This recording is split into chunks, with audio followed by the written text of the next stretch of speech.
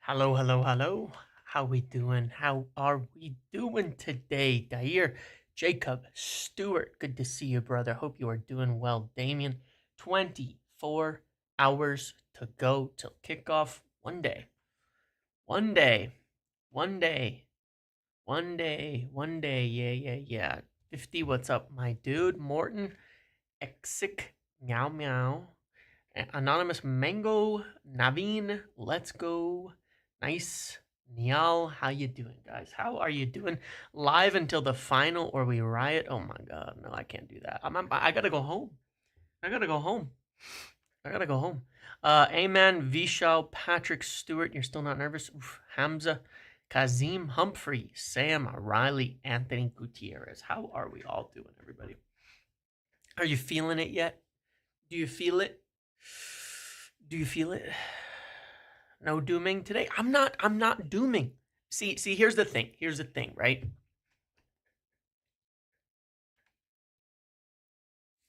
Did any of you watch my video I recorded last night? Did any of you watch it who are here? It's not a normal thing. I didn't expect most people to watch it, to be honest. So I'm just curious about that. Did you watch it? Okay. Did you think I was dooming? Did it come across dooming? It probably did. It probably did. But it was in every bit of this, I think it also means there's an opportunity. You know what I mean? I think it's an opportunity. It was realistic. Yeah, I think so too. I think so too. I think there's an opportunity. Yeah, United used to beat teams in the tunnel. Well spoken from other players on our own. We lost that. Yes. And I think it's diminished. We lost it like fully, but it's diminished to now it's non-existent. And we have one little last chance where you know Spurs are probably thinking we're Spurs, they're United. But if we lose, it's gone forever. You realize that, right?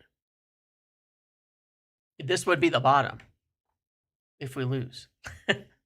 This would be the bottom. To lose to Spurs in the final means the fear factor is totally gone. Totally. Completely gone. Never coming back. Not for a long time. Maybe never. Maybe never. Maybe never. Only way is up. You don't lose that with one game. I don't think we lost it with one game. I think we've been losing it year after year after year after year after year. And I think that this season our home record shows you that. It's the worst in history, as far as I know. It's bad, man. It's bad, man. All those home records, all those things. Anyway, thank you all for being here. I appreciate you. I appreciate you all. How you doing today? Did I make you feel better or worse? Probably worse. It's okay. It's all good. While you're here, make sure to like, make sure to follow, make sure to subscribe, make sure to like the video, make sure to share it around, make sure to build it up. Really appreciate when you guys do that for me. Means a lot. Thank you to everybody who's here who's a member. And as usual, once again, yes, there will be members videos weekly throughout summer moving forward. And benefits, in addition to, similar to Patreon, there will be benefits in that respect as well. So thank you to everybody contributing to that. I mean it. So yeah, appreciate that. Have a lot to discuss.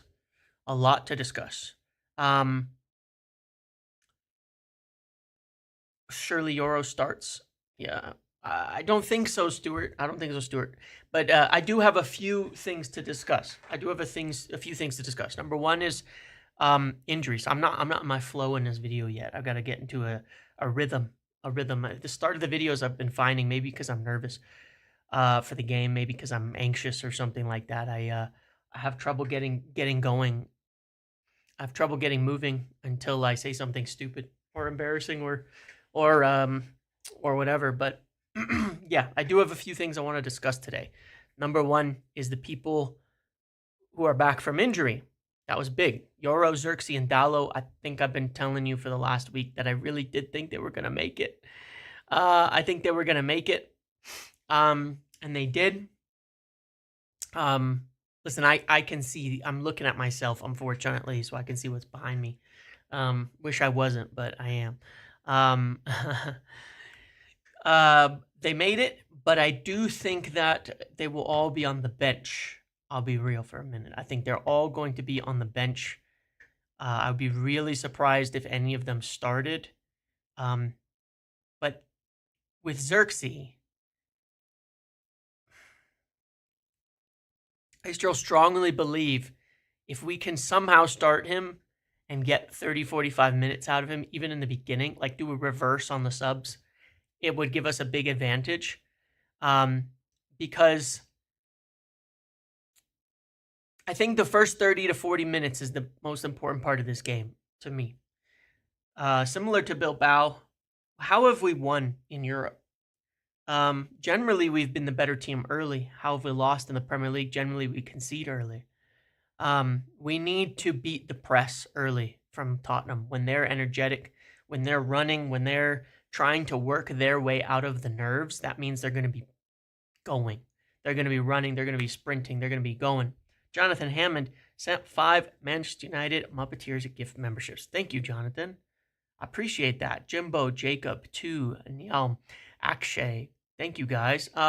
Jimbo, man, you're just winning everything these days. Jonathan Hammond, appreciate that, buddy. Appreciate you very much. Thank you so much for doing that. Means a lot. But yeah, I think that we gotta beat that early. We gotta beat that press early. We gotta get through it. And one of the things that I think we've seen with Xerxes, what he offers us is the way to beat the press.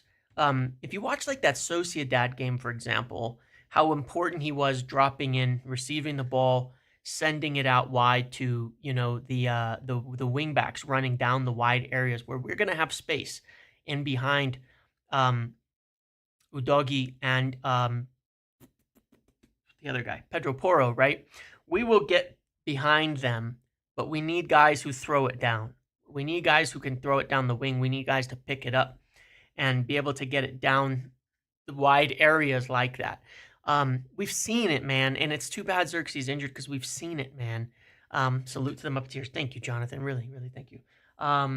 Because we would sub Hoyland off. Xerxes would come on. He'd receive the ball in the middle, and suddenly we could get out of the press. Suddenly our build-up worked. He was so fundamental to the success of our build-up that it was almost shocking to a degree. So yeah, that's kind of exciting.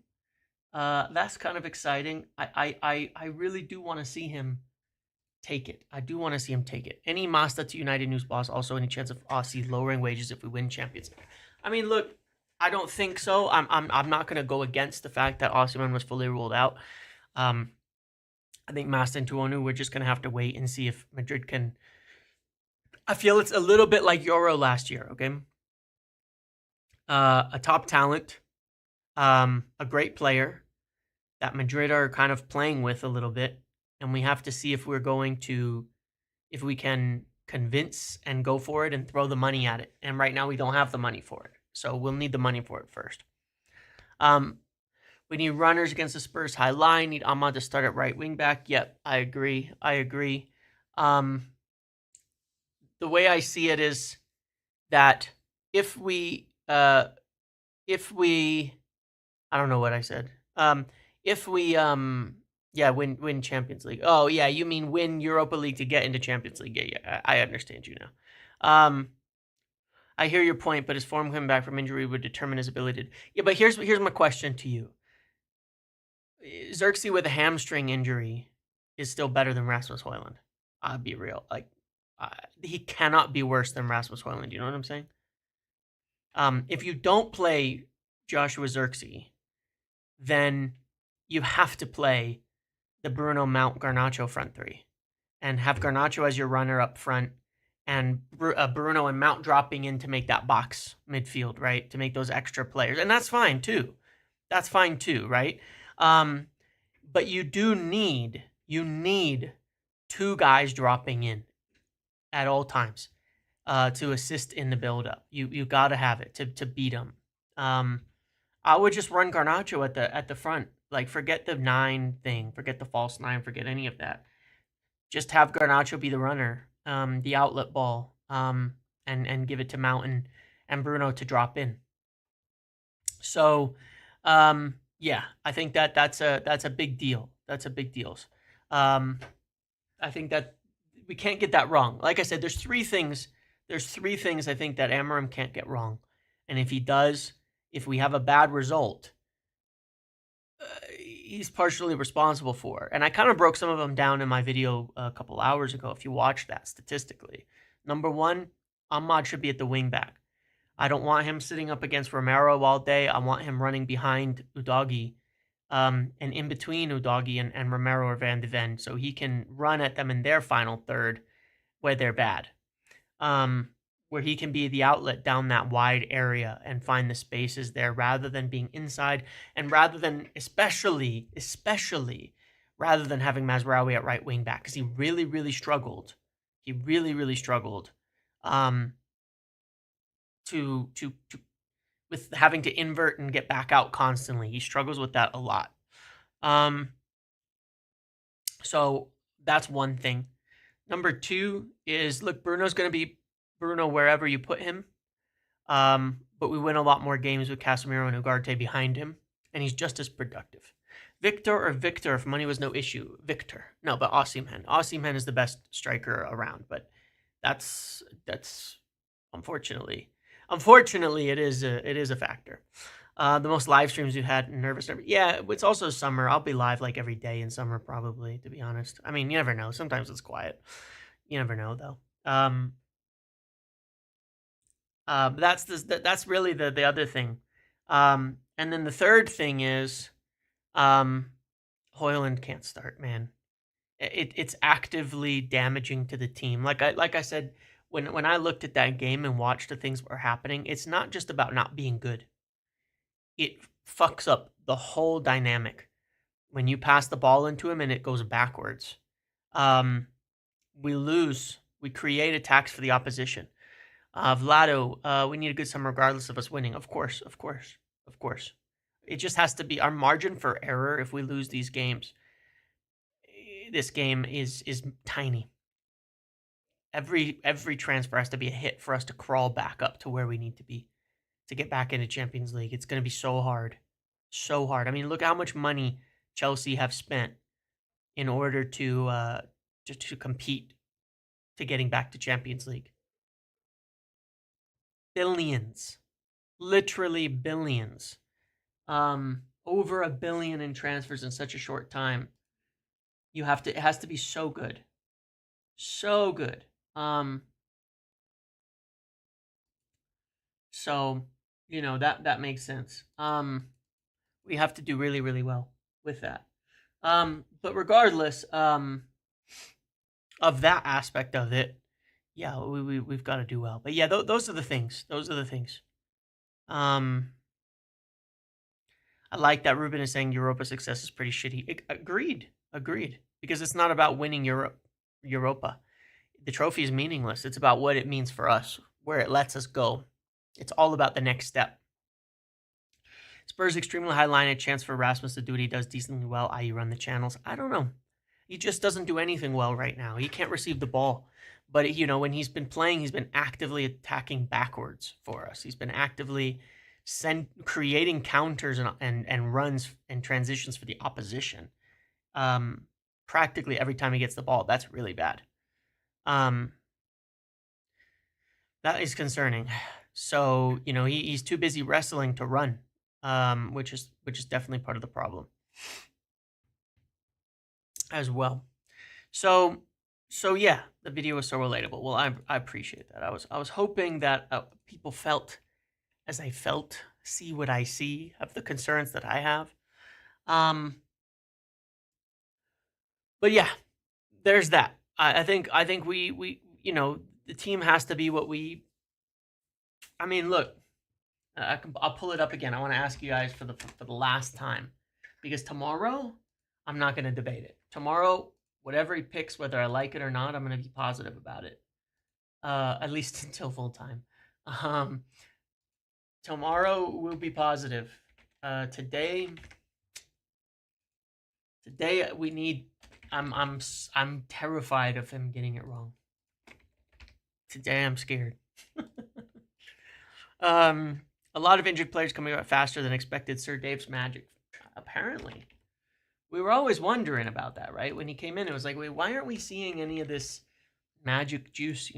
Are we getting the special doctors like formula? And suddenly everybody's coming back out of schedule. Can you believe, by the way? Can you believe that the only two players missing are Lissandro with an ACL tear and Delict? Can you believe that?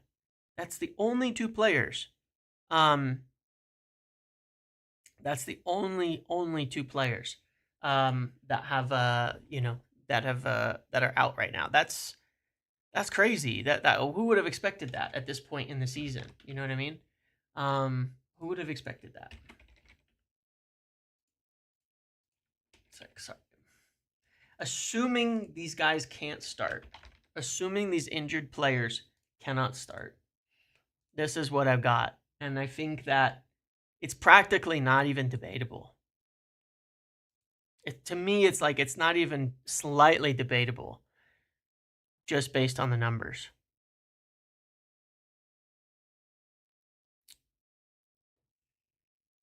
Well, maybe actually, but a lot of them have just returned. I mean, Mount's just returned, Ahmad's just returned. 3 of them have been out for a little while here. But yeah, I mean, honestly, to me, if you don't consider the injured players as able to start, I don't even think you can question this as the lineup. And I don't care what position you put the front 3 in; it doesn't matter to me. I don't even care about that. There's no way Copy's gonna start. He's just not played enough. He's not starting. There's just no way. He has not had a place in the team to where he will start. Who else should be playing in the final? You want Lindelof instead of Luke Shaw?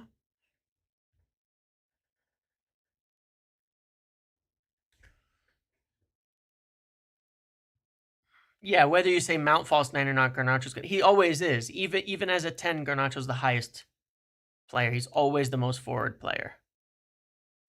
I said without the 3 guys. Obviously, you start Xerxes, you start Euro if they're there. Of course, if they could start, of course. It's not even a question. It's not even a debate. It wouldn't even be under consideration.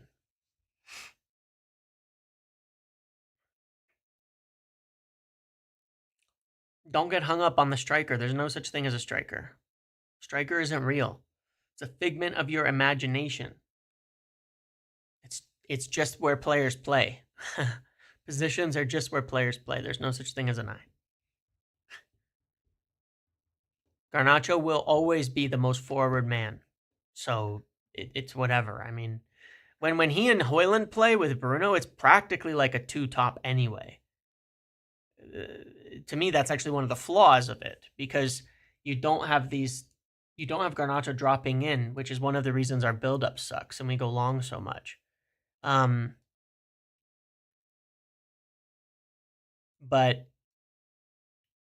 I actually prefer this in essence, because when you have 2 guys sitting on the back and running, you don't have them dropping in, which is a big part of the build-up. It's one of the things that worked really well against Chelsea. Those midfielders dropping in was huge for me. Huge for me. Let's play with 3 10s. We might. What if we lose and we don't get Delap? What do we do next year? Mount, Cunha, Bruno? You never know. Maybe.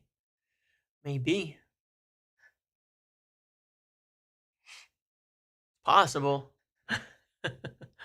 I don't know what we would do, to be honest. Xerxes, probably. Xerxes, Cunha, Bruno.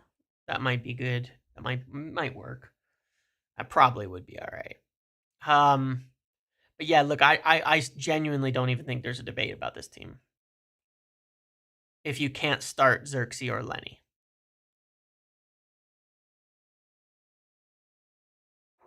I don't even think it's a debate. This has to be it. And the more he messes this up, the worse it'll get.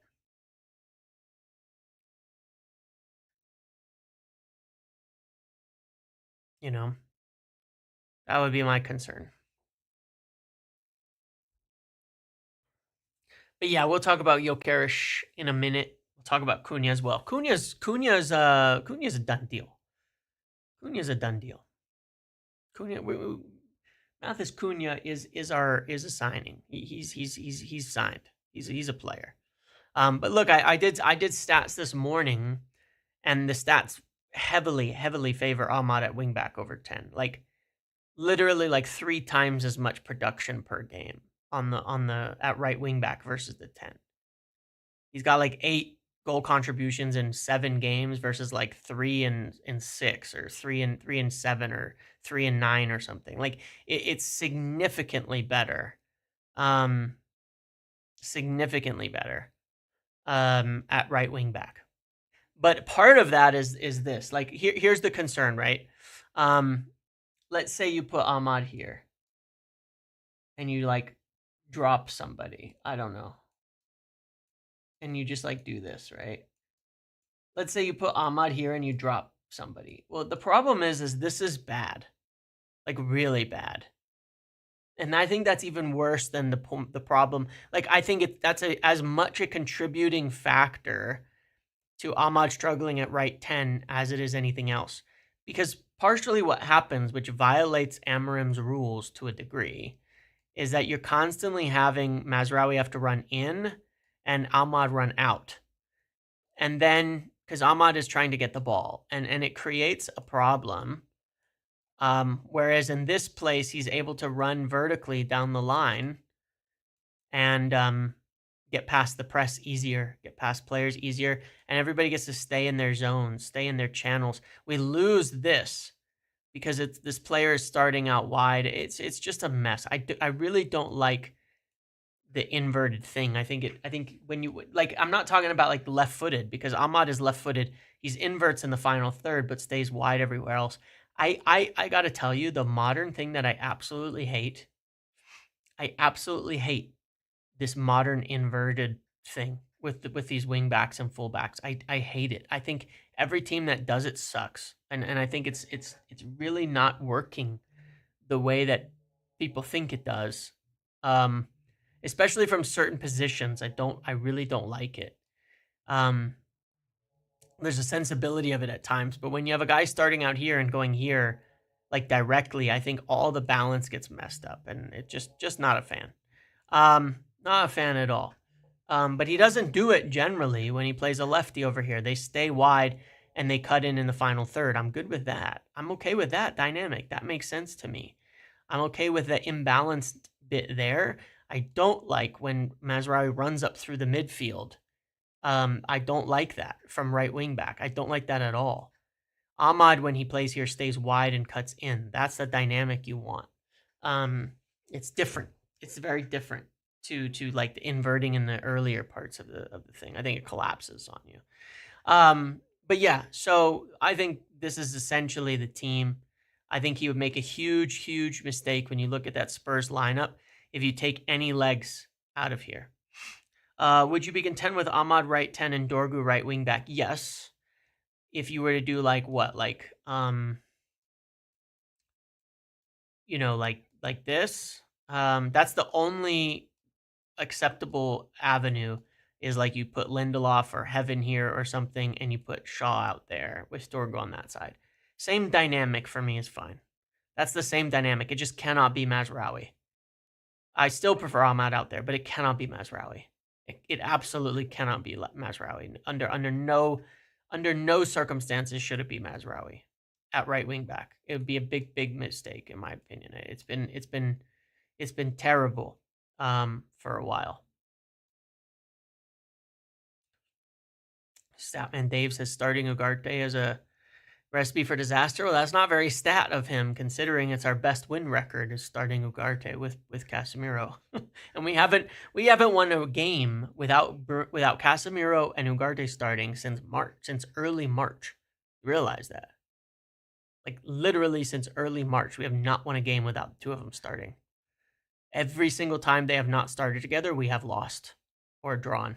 We have not won a game without. Besides one game. Sociedad at home. Second leg. That's the only game that we have won while Ugarte was injured. Glad you read that. Big fan, regular listener. Thanks, buddy. It's just a fact. Ugarte and Bruno has a 60% win rate. Ugarte Casemiro has a 56% win rate. But Ugarte Casemiro also only has an 8% loss rate. It's far and away the best combination. Far, far, far away the best combination. Can you elaborate on why Osimhen is a better choice? I know it's not happening. You mean like why I would prefer him?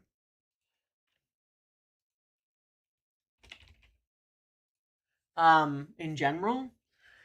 So I think he does everything in a similar way to Gyokeres here, who's a bit over the top. Statman Dave saying Cunha's close to joining Chelsea. But Osimhen does everything. He's done everything in every league. That's the biggest factor, basically. Osimhen is an everything striker, but he's done it everywhere. He's done it everywhere. You know, he's done it in Italy. He's done it in France. He's done it in the Champions League. He's done it in the Europa League. He's done it in Turkey. Everywhere he goes, he's the same player. You know exactly what you're getting from him, and his effect on the game to me is massive. So I always tend to rate that pretty highly. When a player switches leagues, switches teams, switches everything, and they don't miss a beat, that means a lot to me. Because that's not always the case. That's definitely not always the case. I think it's a big I think it's a big difference. It's a big difference. There, because that's always the risk with a transfer, right? When one goes to a different team, can they do it still? He does it still. End of the day, that's what matters. In a Premier League matches under Amorim, Ugarte, Cass, oh, that's not true. You're missing games. You're probably looking at minutes. Nice. You're probably looking at minutes. You're missing games, my dude. You're missing games. Since Ten Hag left, but you're missing games. We barely won any games in general. But Casemiro, and Ugarte have won a few, but you're probably missing some games because I promise you the numbers that I gave are correct. And I'm not just looking at Premier League matches because we've been terrible in the Premier League. I'm looking at all matches included. And there were cup games in between against Premier League times, things like that. You got it wrong. I'm just telling you. You can go look through all the games. I didn't say Premier League matches only, obviously, because where we've been winning is in Europe. Where we've been winning is in the Europa League.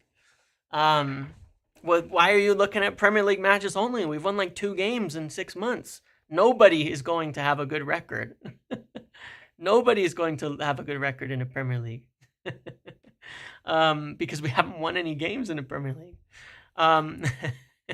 We won a few early with Ugarte and Bruno, but we lost others later on. But like I said, Ugarte and Bruno have won 6 games total to 10.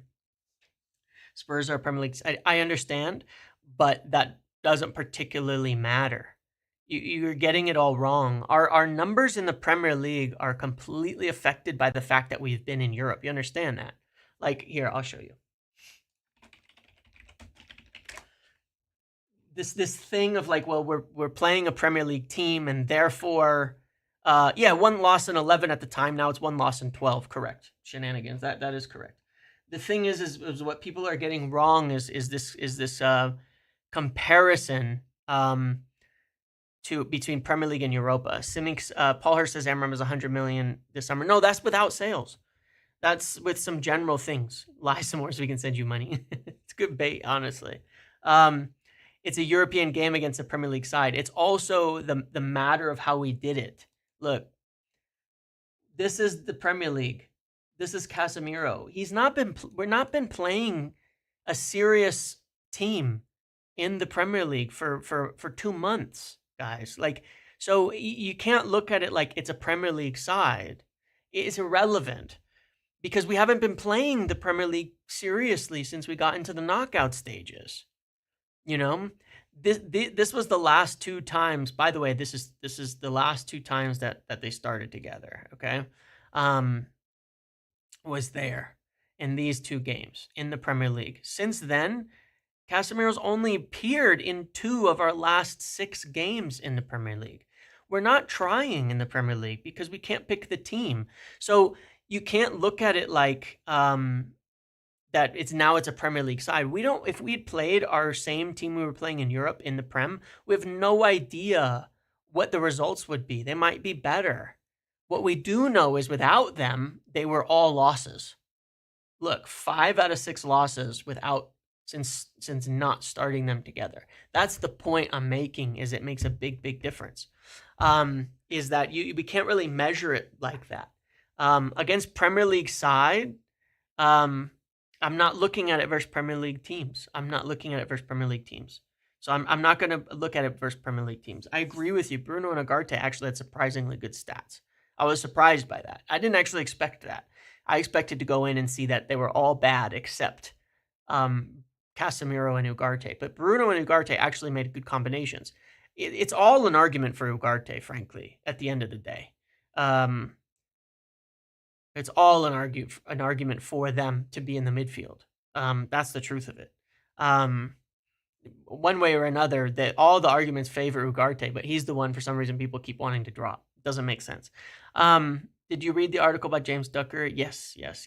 And the other article, by the way, that just came out recently was from Paul Hurst, which Samik's mentioned here, and there were some really interesting things in there.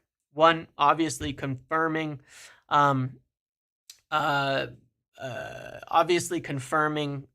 know why it's a debate either. It shouldn't be. It's the clear choice for winning games that we've set on in the last few months. No doubt about that. Oh, I know, Mikkels. It's crazy. It's absolutely crazy. You wanted to drop Ugarte until you saw more data. Now you want to drop Casemiro and move Bruno back. Here's the thing, Nice. We don't have the forwards to do that anyway. That's the other factor in all of this, right? If you no matter who you wanted to pick, and I wouldn't drop Casemiro at all, if you move Bruno back, you need 3 really good forwards to justify that. We don't have 3 really good forwards. Bruno's our only good forward who's fit. We don't have 3 really good forwards. So all we're doing is weakening one area we're just moving the balance of power. We're not making ourselves better, right? No matter what we do, if we move Bruno deeper, right? Because we don't have the forwards. If you move Bruno deeper, that means you're probably putting Ahmad up top. But then that means that you're playing Mazraoui at wing back because we don't have the center backs to do everything. Or you're putting Shaw at wing back where he hasn't played all season and he's not going to. We're just weakening the team but shifting it and I think just making it worse. The best balance is still the Casemiro-Ugarte midfield with Bruno in the front 3. That's what's carried us through this cup run, and that's what we should keep doing. And Amram is not seemingly the type of guy to change much, honestly. When he's winning, when things are winning. That's why he hasn't done it in the Premier League, giving it a rest and then he goes back to it every week. Give it a rest, back to it every week. Give it a rest, back to it every week. I expect he'll do the same thing. Now, when you're chasing the game later on, then I think you look at, you sub on another forward or you sub on a center back and move Shaw out wide and you shift everybody around and you drop Bruno deeper to get an extra attacker on at that point when you're talking about sub minutes, when you're talking about adjustments later. That's been the consistent dynamic, right?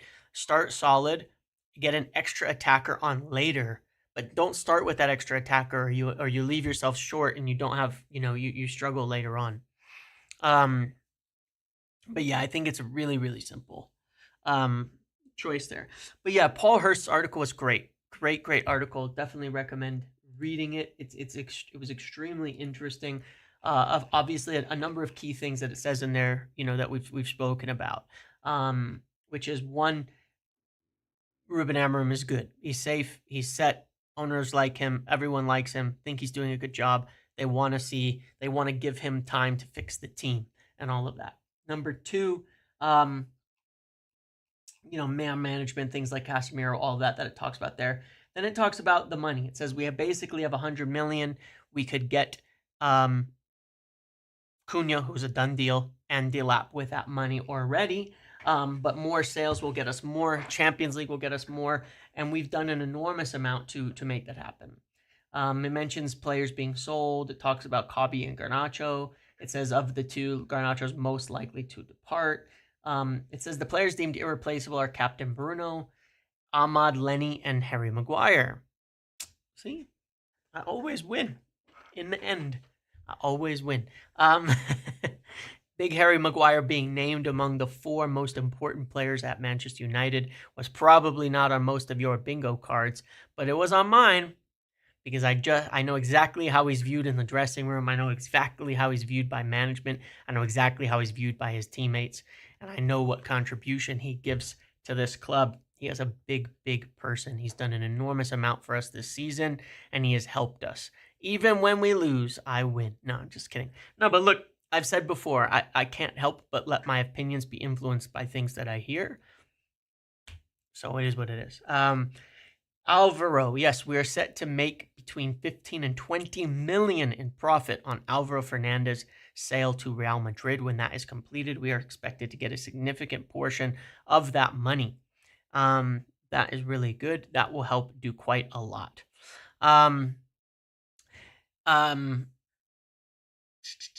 It also confirms Bayindir is likely to be sold to make way for another goalkeeper to rival Onana for the number 1 jersey. Like I said, it's been something. We want another keeper to compete with Onana. You get it? We want another keeper to compete with Onana. Okay?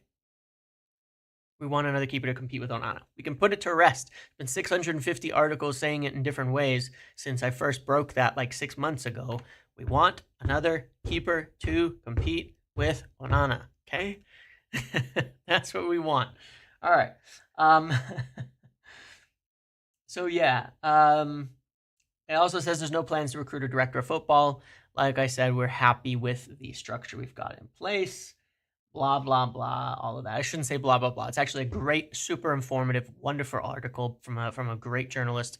And it just so happens to make me very happy because it confirms basically everything that I've said for months and months and months and months and months and months and months, which always makes me happy. Being right makes everybody happy.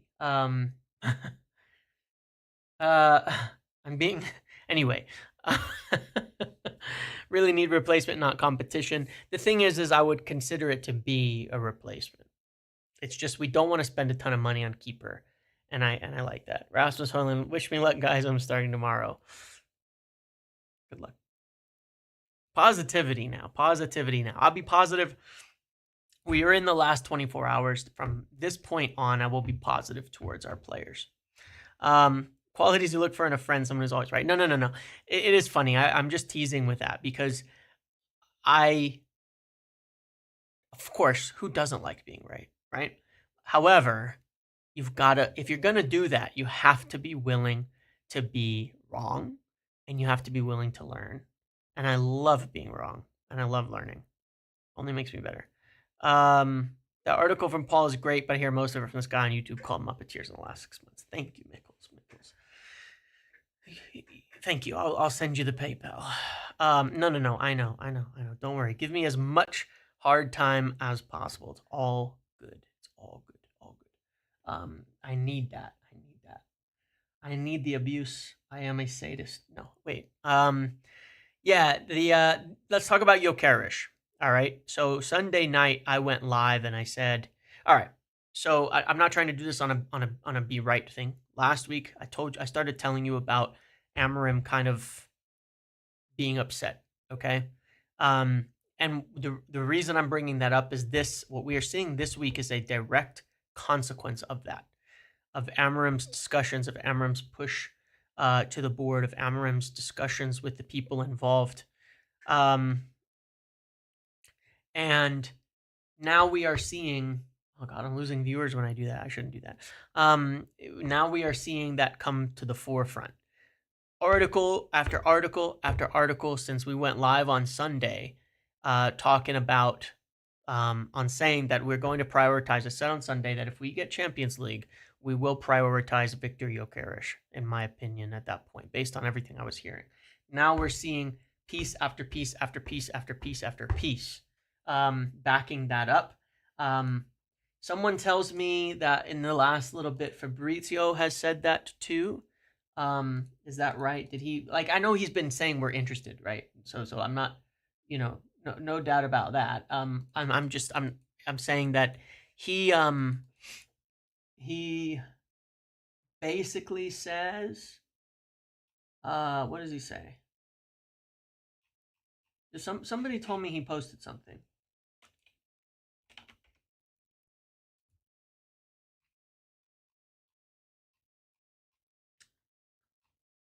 I don't see it. Oh. Cunha wants United regardless. Gyokeres remains on our short list. And basically it says, if we have the money, then we will go for him. Okay. Yeah, it says we're interested. Basically, a lot of stories. Tanzi, Loic, other people, all sorts of people saying it. Obviously, Delap remains a serious target for us. However,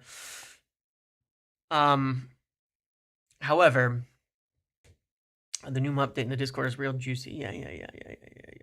Yeah. And I think even Laurie from The Athletic, who wrote the story saying we had the face-to-face with D-Lap, said on The Athletic podcast yesterday, which was missed by many, that if we get Champions League, we might turn to someone, and we'd probably be turning to Gyokeres. I strongly believe, again, as I said on Sunday, that it is confirmed now. If we win this game and we have the money, then we will go for Gyokeres. But we don't want to miss out on Delap, right? Because if we don't know what's going to happen yet. So that's important. Imagine going from Garnacho and Højlund to Cunha and Gyokeres. If you do the math, I know it doesn't work this way.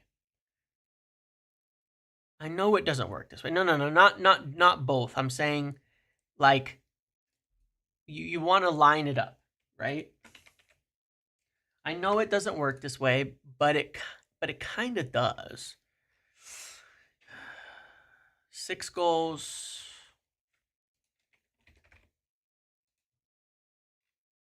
Maybe well, that's the other factors. Even without Champions League, we might suddenly have the money.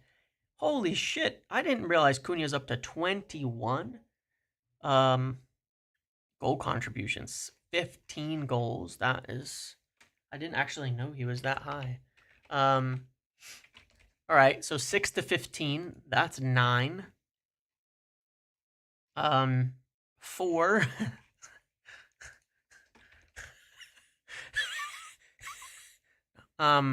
Positivity. 4.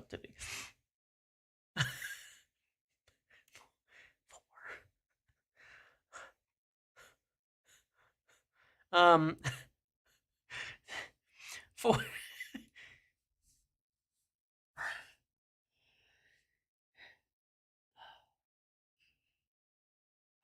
All right. So it's 44. I don't get money if you get Nitro now.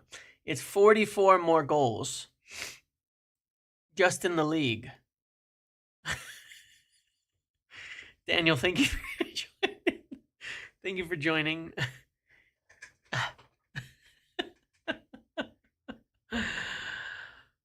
All right. 44 more goals. And that's just in the league.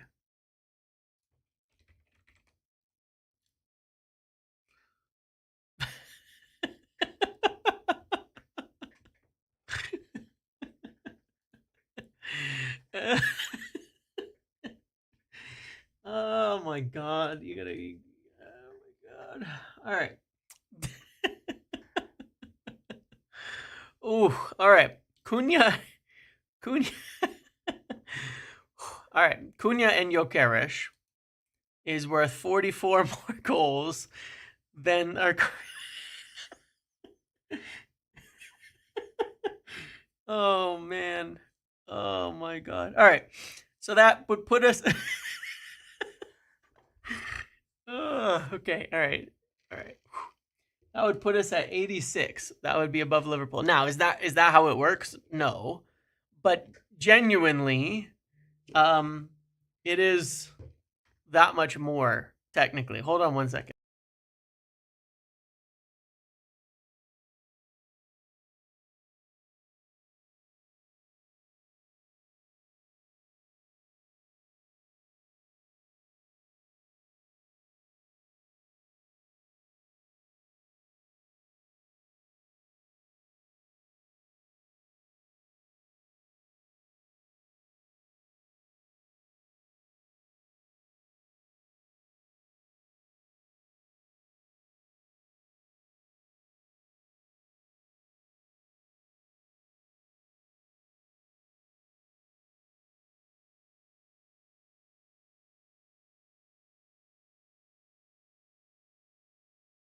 All right.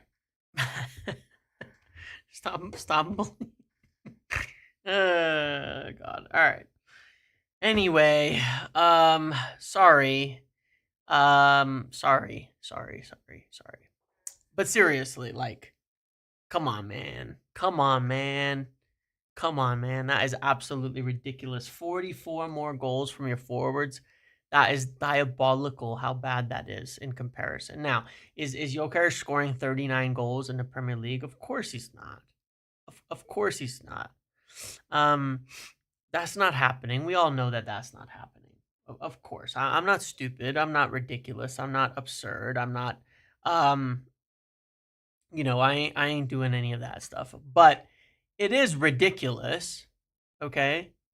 It is ridiculous because even the 9, just the 9 from Cunha puts us up here. Even if we had 15 from Gyokeres, takes us up another 11, we'll be like in this bracket. I genuinely think we're a top 5 side with those two players. Like imagine just being in with 20 more goals. Let's have those numbers, 20 more goals. And it's like, it's crazy. It's crazy. Are we doing club signings rather than manager signings like Gyokeres? Yes. The thing about him is that Gyokeres, am I doing it right? I am doing it right, aren't I? Gyokeres. The reason that it's not a manager sign. Like let me explain the difference because I think it is important to note that. Okay. Like let's say when we bought Antony, what happened? We went to purchase a player we'd already scouted, already passed on, and said he was worth 20-30 million. Gyokeres is not that player. Gyokeres is someone that all the big clubs are looking at. He's someone that all the big clubs like, that everybody is looking at. And you take that and say, all right, well, that's a serious player we all like, but he's more expensive and we need Champions League. But then you look at it and you go, cool. So why am I saying what I'm saying? Because Amarim is looking at it and saying, no, I need a top guy. I don't want another fucking project. I want a top guy if we can get him. That's all. So it's just moving up the list. Moving up the list. All the big clubs are looking at Nunez and he's before. Let me give you some context with Darwin Nunez, okay? Since we've opened that fucking sandbox, okay, on Darwin Nunez. First of all, Darwin Nunez is better than all of our forwards combined. Okay? That's the fact of the matter, the ugly truth of it. Let me show you some numbers on Darwin Nunez for what it's worth. Darwin Nunez, the flop, had 12 and 19 in his 2 seasons, which is better than what we have from both Garnacho and Højlund this season. Okay? So, am I saying Nunez is the guy? No, of course not. He clearly wasn't the guy. However, let's look at that within some context here, okay? Even as a flop, he's better than what we've had by a large margin. Arne Slot doesn't really like him. That's why he's leaving all that. He was signed for Klopp, by Klopp, did well under Klopp. That's it, fine. He's not the right guy to play under Slot. There's no doubt about that. But the other factor here is that Darwin Nunez's best total was 26. His best total was 26, all right? But when you look at the numbers, you can see the concern here. Look, he was always a below average finisher, okay? He only had one good season where he started finishing like historically good for him. And he went for 80 million, okay? So you're talking about a guy with one good season, who, yeah, one good season. That's essentially, that's the point. One good season that was not a what's the word, an anomaly in his finishing. All right. You look at Gyokeres. Green bars look really nice. It's just aesthetically pleasing. Look at his goal record: 17, 21, 29, 39. 2 of those in the championship. 4 straight seasons of improvement on his goal numbers. Okay. 4 straight seasons of 4 straight seasons of improvement in his goal numbers. And then you go to his finishing and you'll note that I missed it. I'm sorry. Here. He has consistently been improving on his shooting at about the same rate. Okay. So he's finishing above, but he finished above last season and the season before, and his finishing has just been getting better and better. This is not an anomaly when you look at these numbers, non-penalty goals. This is who he is. He's a player who finishes above average. Okay. But he still is accumulating in a very look at the consistency in his accumulation: 19, 19, 22, 30. There is a consistent improvement in performance, and he will cost 55 million, not 80 million. Okay. He's also a little bit older, a little more experienced, all of that. But you're talking about 4 straight seasons of solid, genuine improvement compared to 1 in Nunez. And I learned on that basis, right? Because I did a video recently saying why we shouldn't sign Liam Delap and saying we should get a proven striker, because signing young strikers doesn't work. And I use Darwin Nunez as an example because in my naive youth 3 years ago, I thought Nunez as a young player with 1 good season would work. I was wrong. And then it led me down that road of researching it as well and seeing young strikers suck. I'm sorry to tell you this. It's an ugly, ugly fact. Young strikers, project strikers, guys with 1 good season who are signed to lead the line, always fail when they go to big clubs. Always. Not sometimes, not often, always. It is like 99 out of 100 of them fail. The fail rate is 90% plus. Doesn't matter who they are. When the young striker is purchased and they're like under 25 or something, and they've had like 1 good season and they go to a big club to lead the line, they fail. It is 1-to-1. It's pretty crazy in that, right? And that you see that with Højlund, right, as an example, right? He same issue. Maybe he would have become a different player. Maybe. Yeah, they fail when they're bought to be the main man. Yeah, they're fine as backups. They can develop really well as backups, but not as the main man. You need an experienced one to learn from. Exactly. So, look, other than that, I don't really buy this shit about fundamentals and all of that, because the simple fact of the matter is when a guy is scoring 53, yeah, I'm saying that in reference to Delap, okay? Because you look at Delap's stats, and look, like I said, I think people overthink this. Like, here's the parts I don't buy, right? I've heard people talk about Delap and link up, that he's much better. When's this happening? Where is this great link up when you're attempting only 12 passes per game and completing only 61% of them, there's not even time to analyze a player with that few amount of numbers and that low a percentage of pass completions. He completes 7 passes a game. That is not enough to tell if a player is even good at passing. 7 passes a game. You can't tell much about a player from 7 passes a game. Good, bad, indifferent. You don't know, especially when they're only completing 7 out of 12. Is it possible we signed 2? Well, we did. We signed a young guy that we loaned out to Lausanne, by the way. But then I look at the numbers and I say, look, this is a one-season player who played for Hull. If you watch Delap, I don't think you're correct at all that his first touch and hold up are better than Gyokeres.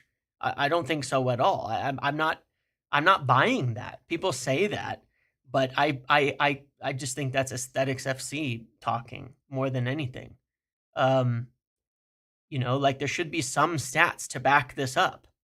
You know what I mean? Like there should be some stats to back up what people are saying, but there aren't. I mean, he's got a decent dribble. That's what he's good at. I agree with that.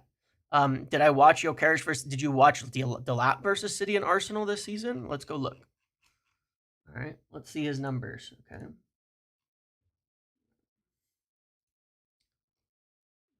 Where's City? Where's Arsenal? Arsenal. Okay, 0 goals, hooked, stinker and hooked. 79 minutes in. Just kidding.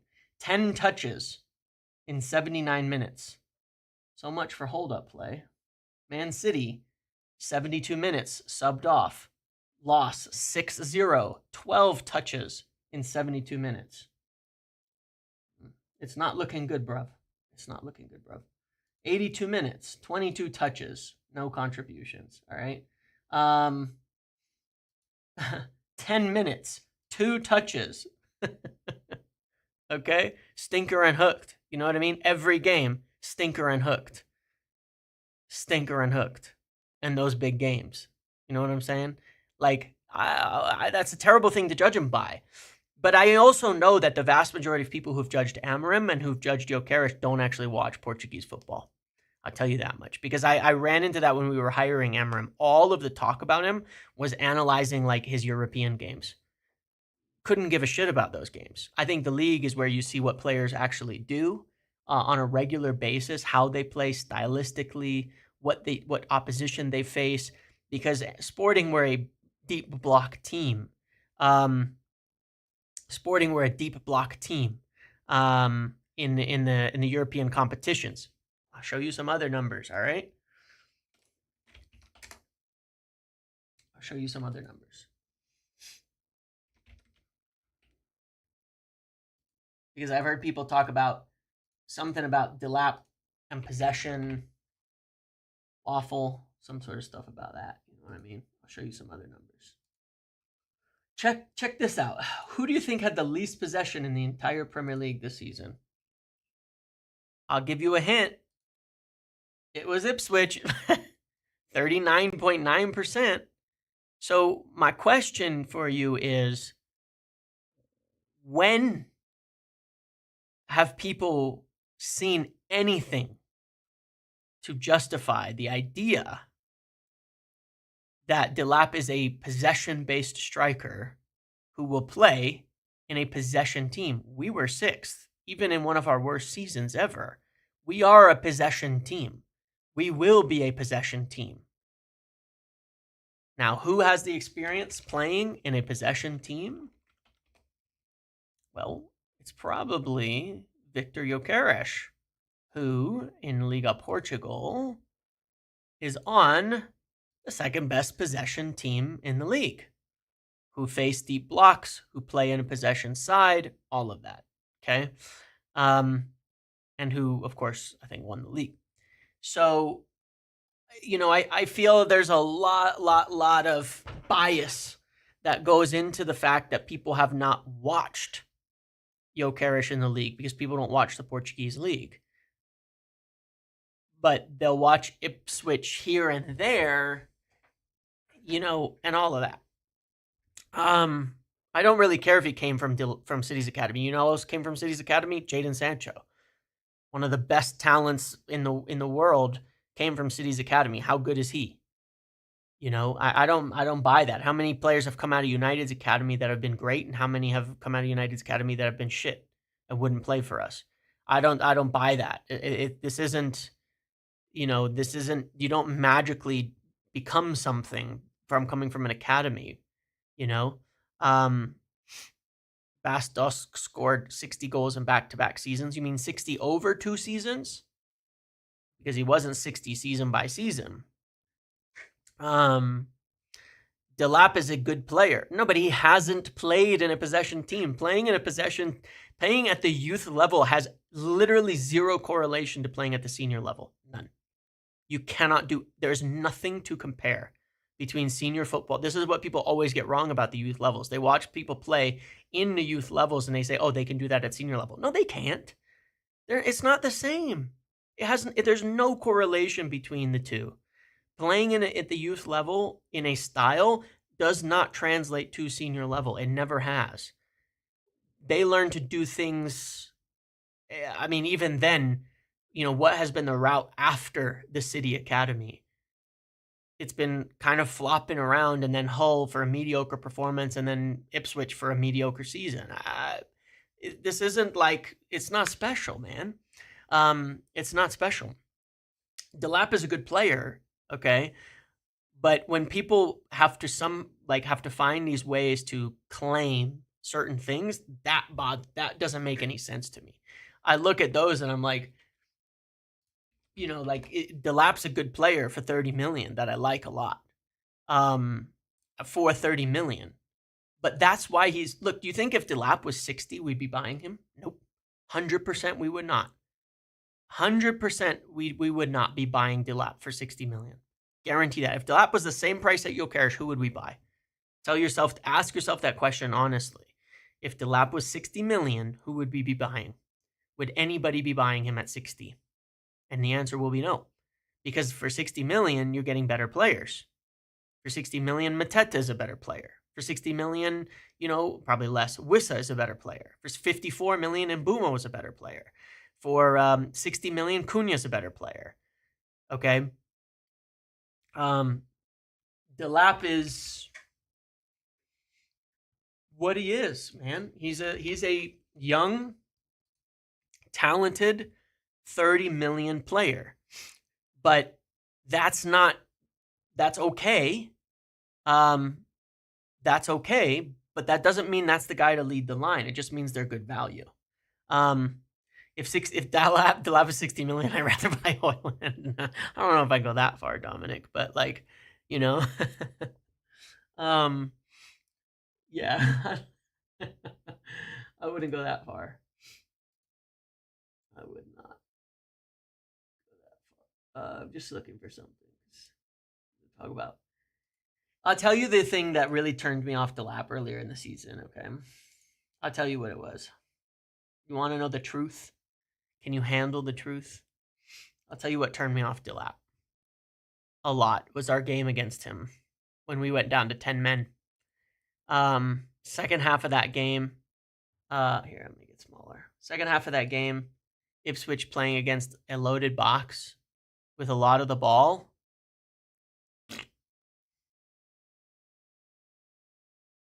He sucked.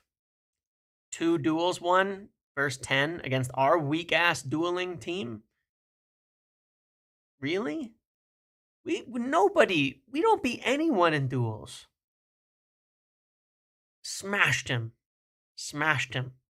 15 times he lost possession. This is a Hoyland performance. This is a Hoyland performance. 90 minutes. 3 crappy shots. 2 duels, 1 to 10. 15 times losing possession. I don't care if it's Ipswich. I'm talking about the individual. That just means he's Ipswich quality. He was one of the worst players on the pitch in that game against us. He was terrible. I'm sorry to say it. He was. Other major concerns that I have. His scoring record recently has been nothing. He's had nothing. His last 2, I think, have been penalties, and then he's had nothing in ages. These are both penalties, and then he's got. Well, no, they may not both be penalties, but they were. I think these two are penalties. He's not scored in fucking ages, for what it's worth, though. Maguire manhandled him. He did nothing. Yeah, like when you talk about like duels and things like that. I have the same concern with both of them, though. One concern. Do you know what it is? Where is it? Is it in here? I have the same concern with both of them.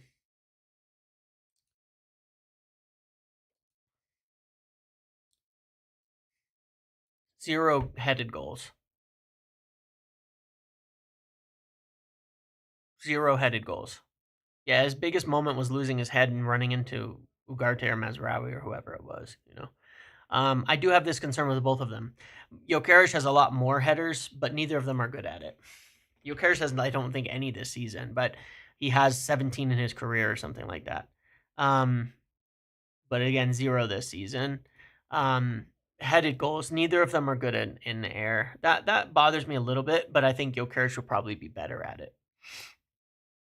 Can we see his? Hold on.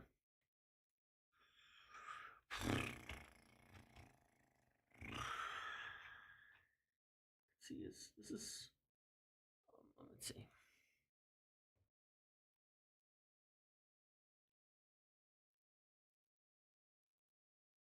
So you look at his dual success rate; it's pretty similar. Higher volume. Aerials 50.7%. This is why I think that your Gyokeres has is just has the potential to be better in the air, even though neither of them have been very good in the air as of yet. Let's see what Delap is, though, because now I'm actually curious. I've never actually looked at this. 42. So Delap is worse in the air than Gyokeres, regardless.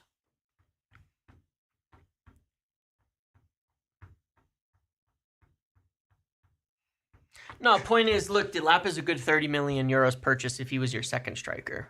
As a first striker, it's a bad deal.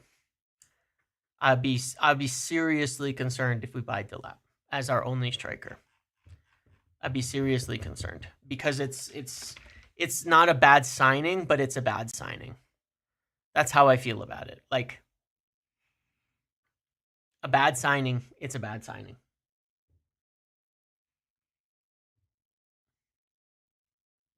Like it's a good signing, but it's a bad signing because there's context. Delap being signed to be the guy is wrong. Delap being signed to be the guy in the future is probably right.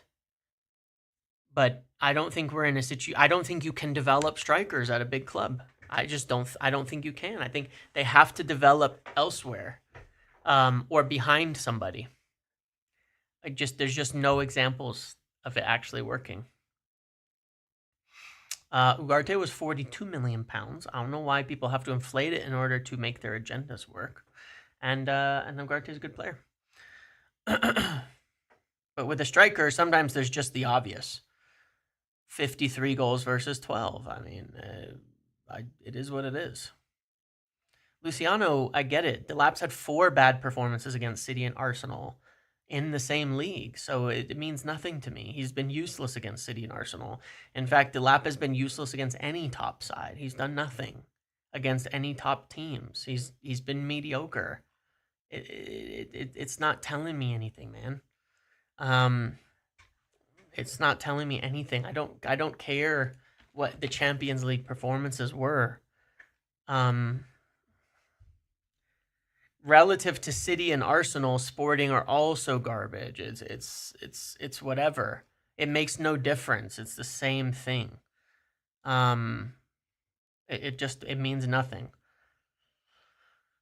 Fulham, Villa, West Ham, Brentford, Tottenham, the mighty Tottenham, Chelsea, Fulham, Southampton, Villa, Bournemouth, Wolves. Okay.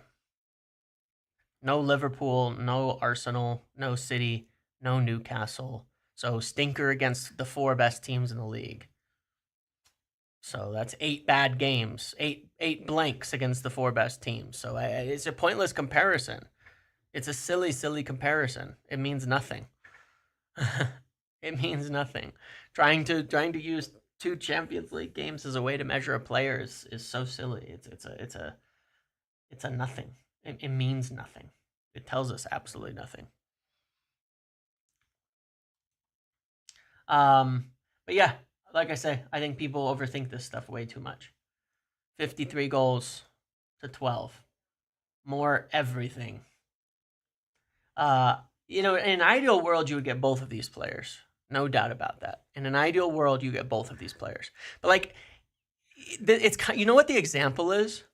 Funnily, it's kind of like we didn't have Garnacho, and we were looking at Garnacho and Cunha, and saying, well, you could get Garnacho for 30, or you can get Cunha for 60, and people are going, Garnacho, Garnacho, Garnacho.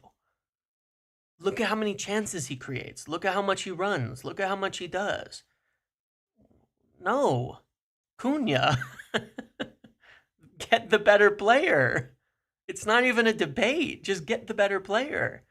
What are you doing? And that's the example, because that's what we've done. That's the situation we're actually in. We have Delap. It's Garnacho. It's a good player who's young. There's a much better player out there that we should sign on top of that, because you cannot rely on that. It's a very, very apt comparison. That's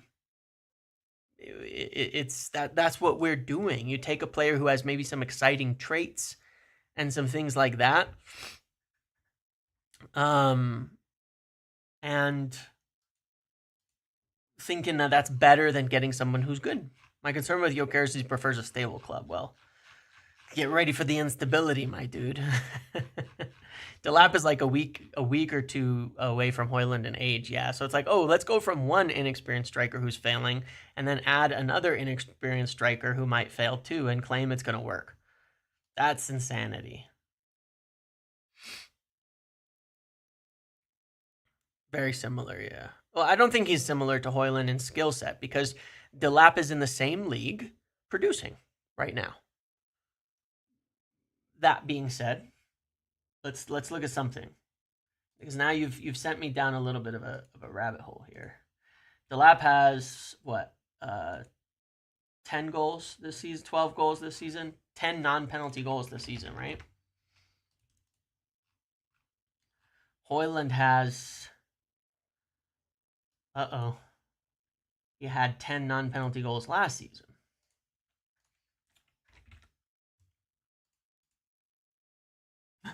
That doesn't help.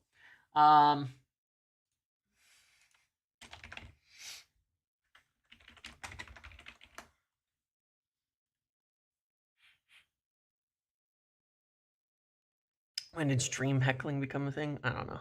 We can't sign both because they both wouldn't come to be backups to each other, you know? Hold on. I want to see team statistics. Wait. See what I'm trying to share.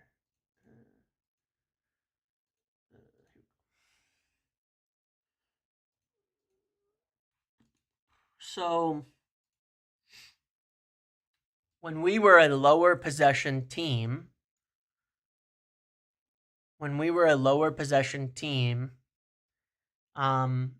who played more on the counter, Rasmus Højlund scored as many goals as Liam Delap. Right? So, yeah. Are they the same player? No. I don't think so. But they scored the same non-penalty goals.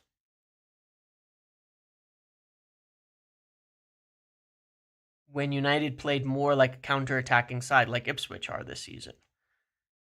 That's terrifying to me, because one of the biggest reasons Højlund has been so bad this year is that we've stopped playing transition football, and we're no longer just playing on the run. And that's all he can do, is play in transition, play basketball. Well, that's where most of Delap's goals come from this year, because he's in a low possession, counter-attacking side.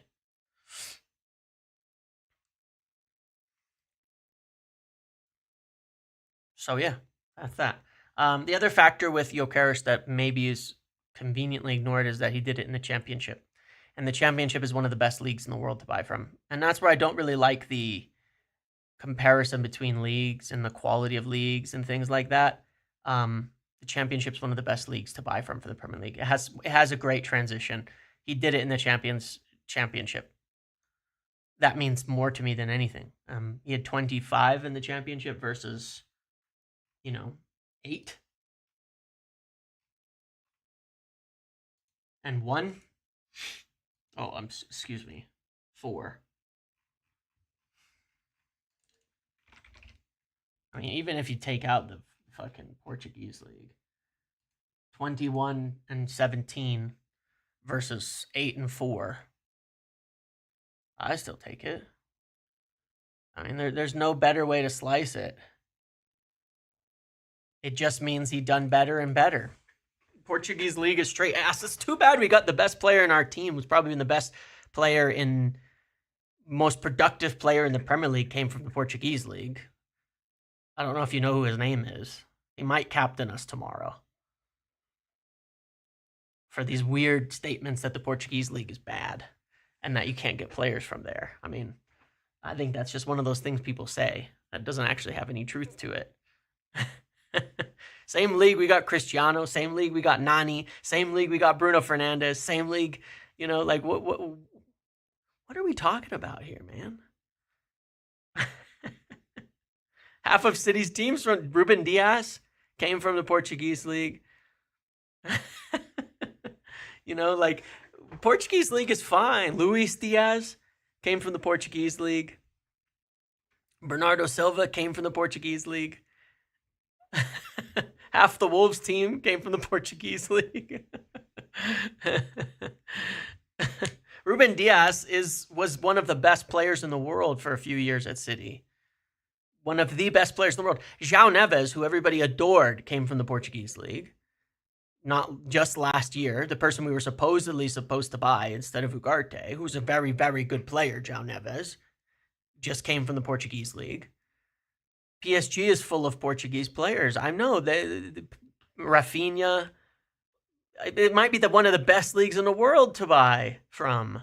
Ruben Neves, Anderson. I mean, the examples go on and on and on. The Portuguese league has been one of the best leagues to buy from ever. I don't actually know where the myth came from. When did this start?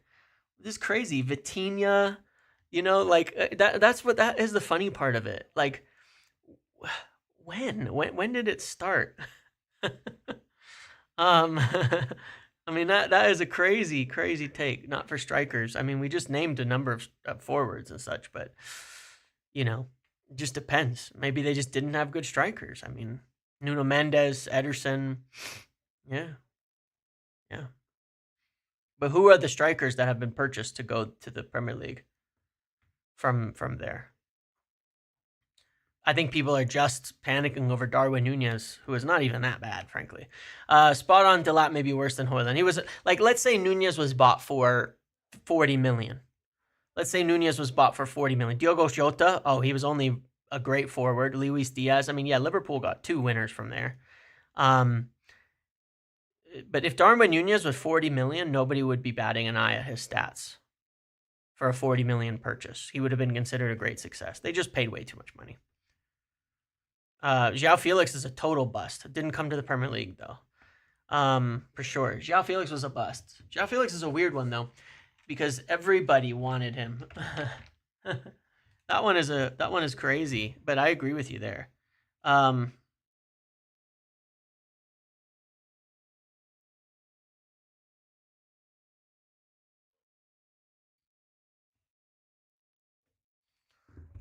Yeah, that one is crazy. Now, Gonzalo Ramos has, I don't know that he's a flop. Again, maybe he's overpaid. He hasn't been a success. But again, 1 season at 19 goals, and he's gone to score 11 and 10. Mediocre. Matic is one of the best players. Yeah, Matic was crazy. Felix was a crazy one. Yeah, it was just a weird. That one just didn't make any sense. Wouldn't call Ramos a flop. He's just not been that good, but not really a flop. I don't know how much they paid for him, but same story. One decent season. And then they went on it. Yeah, Pepe, Carvalho, Enzo Fernandez. Remember that guy? Remember that guy? Only one of the best midfielders in England who Madrid are trying to like take from Chelsea for over 100 million. Remember that guy? Yeah. Yeah. Yeah. Safe to say that I know he was only there for 6 months and that was enough to see it. Still. Safe to say that frankly, the Portuguese league probably has some of the best factory line in terms of production for the size of the country and all of that of anywhere in the world, honestly. It's mighty impressive, no doubt. Pedro Porro, we're going to face him soon. He came from Sporting, didn't he? Paulinho went to Fulham and then was purchased by Bayern. Chelsea bought a whole Porto back line back then. Alvaro, we sent him there. Our board did pass on Enzo, yeah, unfortunately. Wish it wasn't the case. The mighty Diogo Dalot, yeah. Eric Dyer, wow, yeah, that's a good one. Di Maria is a good player too. We hate him, but he's a good player too. Where the hell did Strand destroy?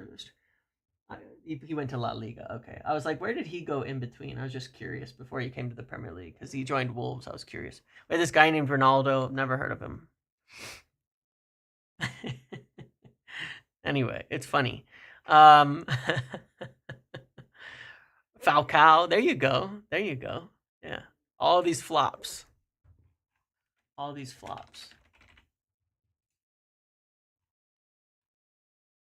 What? You're telling me 7-time European title winning Casemiro played in Porto? His first major senior season was for Porto in Portugal? Impossible. You probably got half the greatest players of like the last 10 years that come from Portugal. That have come through the Portuguese league and look good in Portugal. It's pretty funny, actually. But like I always say, narratives, man. Narratives run out of control. And then there's good players in every league, of course. But Portugal can't be this terrible league when it's produced so much talent. Go look at how many players have come from the Eredivisie to England and succeeded. None in like the last 20 fucking years. I mean, the last ones were like the 3 players that that Pochettino got for Tottenham. Alderweireld and Vertonghen and Eriksson, basically. Like the amount of players that come from the Dutch league, it's like 0 when you make the comparison. It's actually shocking how bad it is. Suarez, yeah. It's so low, and it's been such a long time since it's produced talent that has come over. Suarez was, 20 years ago now? Timber, who hasn't been able to stay healthy for 2 months and now needs ankle surgery again. Yeah, he's not going on my success list, I'll tell you that much. But yeah, you got to go way back. Gakpo is probably the best example in like the last 15 years. That's how crazy bad it's been. From the Dutch league by comparison. But look at the kind of names you're talking about. But yeah, you are talking 20 years plus. In the last 20 years, it's been really, really shallow. I think the last great ones, Van de Beek, I think the last great ones was like Eriksson and Vertonghen and and Gakpo hasn't been amazing either. Yeah, like you're talking about players who've made it, not great players. I think Alderweireld, Vertonghen, and Eriksson are the last 3 who are actually like really good, who came from there. The last 3 that have come from there that were really good. And that was still, 15 years ago now? 12 years ago?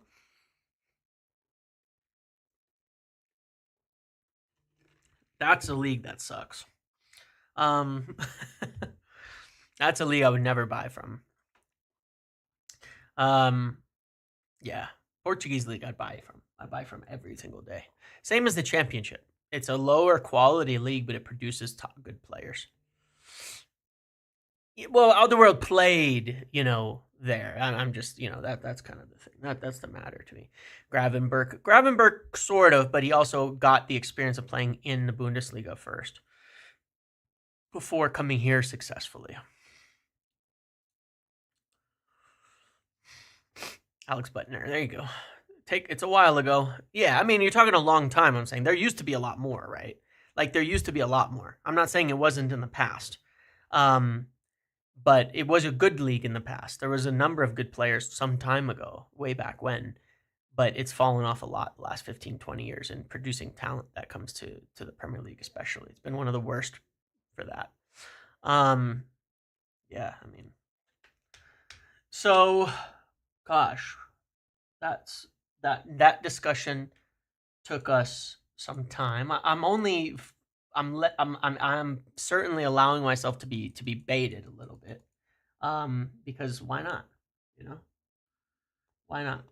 Um, Nico Gonzalez coming on for City. Didn't they just sign him from the Portuguese league, or was he signed from Spain? I want to say he just came from the Portuguese league in January. Am I wrong? La Liga. Didn't he come? He came from Porto. Yeah, he came from Porto. Yeah, that's what I thought. They just bought him from Porto. He's Spanish though, but he came from Porto. Yeah, yeah, that's what I thought. Yeah, yeah, yeah, yeah. They just bought him.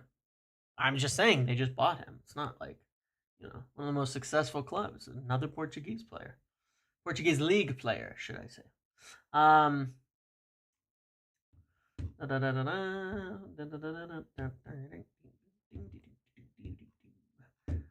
Was there anything else I wanted to discuss? I want to link. I do want to link an article on that whole debate and discussion of the Gyokeres that someone sent me, which is really cool. And despite concerns that I've mentioned in the past, it made me feel much better about him, about what he does and why he'd be such a handful to deal with. I think the floor for Gyokeres is really high. Whatever it is, whether he gets 20 goals, 25 or 15, I think his floor is quite high. But you could read that. It's a really interesting read. I think it's pretty cool. What's the plans for tomorrow in terms of video and stream? Tomorrow, I will be live at I'd probably sit here from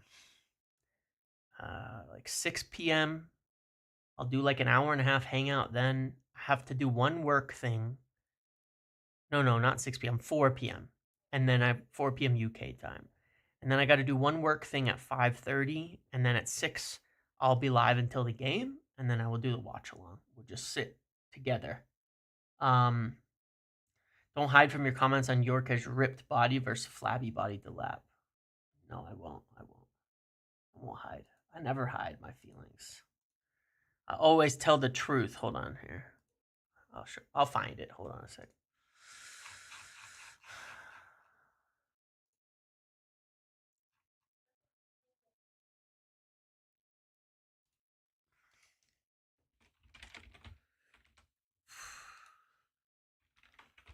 Just reminds me. I made a meme. I will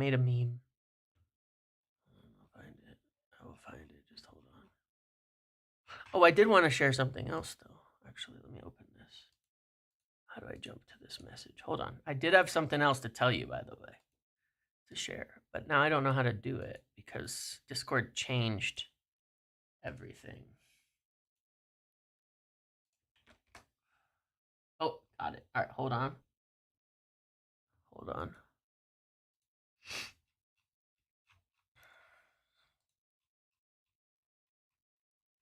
Just finding my memes.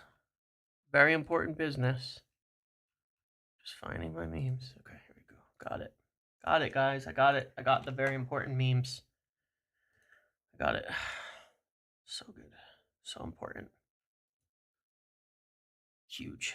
Here we go. There it is. That's it. Body shaming and all. That's it. That's the meme.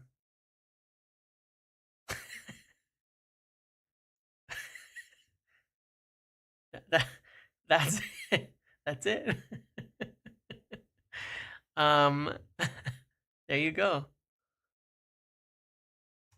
It's not body shaming at all. I'm just saying, like, this is how I feel about the comparisons, you know?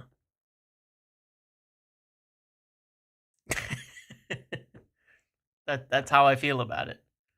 It's not that bad. It's nothing. Anyway, I wanted to mention this because Loic Tanzi Loic put this out earlier. And he also put out an article about this guy, Ekliush, at the exact same time, right? And this one said that we're going to be going for Gyokeres. Now, why does this matter? Someone, a good friend, pointed this out to me. These two share the same agent. So he gets a story about two players at the exact same time from the exact same agency. I think that's pretty telling as to where this came from. This story about us, you know, going for him. I know. Look, I'm just being a dick because I'm bored, obviously, on that. I'm just being a dick on that. But I do think that it would be silly to go for to go for Delap over him at this point in time. I think it's crazy overthinking. I think we got to go for a better player. Arsenal have disagreement over who to sign because Farteta wants Sheshko, and we should definitely let him get the right signing. Sheshko's definitely the better player. Arsenal. Listen to Arteta. He's a genius. He's taking to the promised land. Ever since he's taken over leading on the signings, you've gotten better and better. He knows what to do. Ignore the director of football you just hired and sign an 80 million striker from Germany that Arteta really wants. Please. It's the right thing to do. Okay? It's the right thing to do.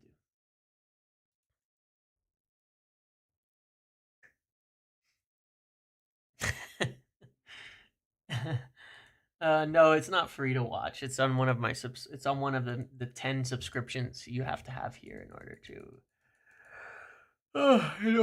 get it done. Oh my god. Bournemouth got a red too? Okay. Kevin De Bruyne, final game. Would you take De Bruyne? I take De Bruyne. Doesn't want to leave England. Let's take him. Let's get him. Kevin De Bruyne.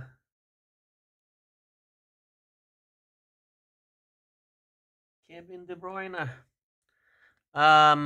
Is Kone going out on loan next season? It appears so. Lawson being the most likely place for him to go. I'd take De Bruyne as depth in the 10. Probably wouldn't, to be honest. I probably wouldn't. But it sounds nice for a minute. All right. You won't go to a Premier League team? Oh, fair enough.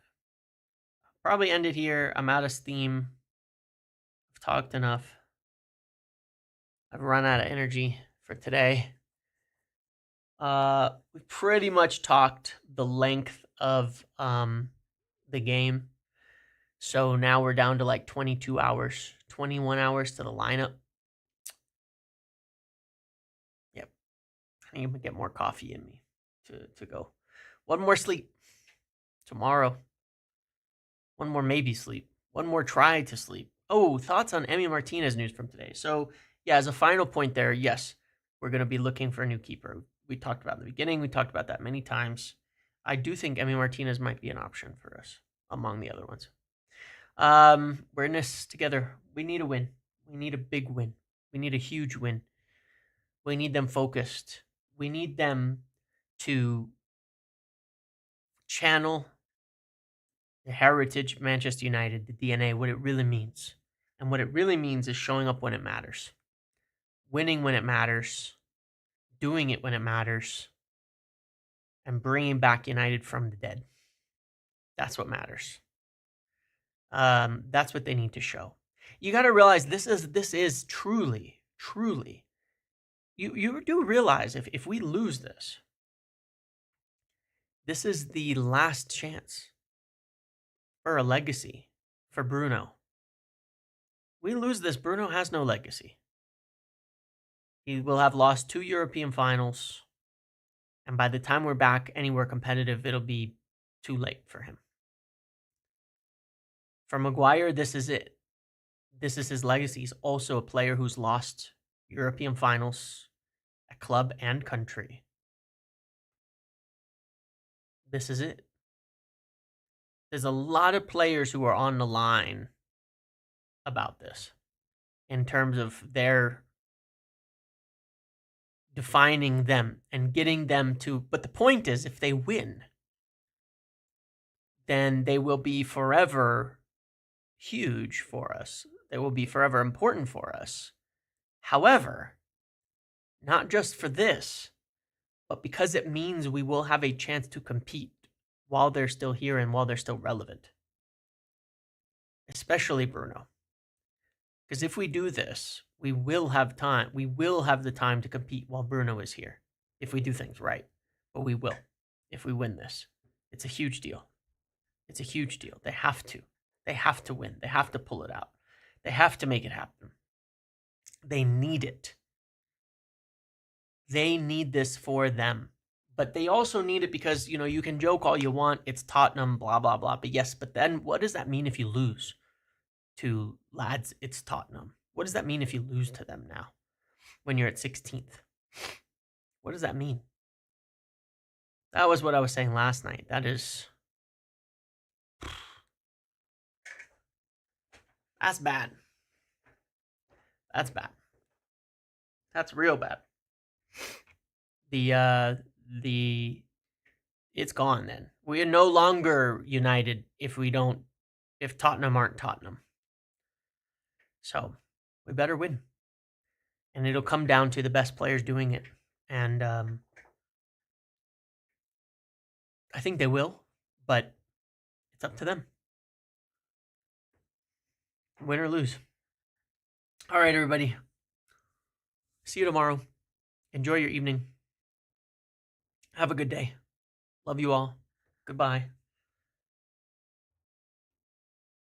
Thanks for hanging out today.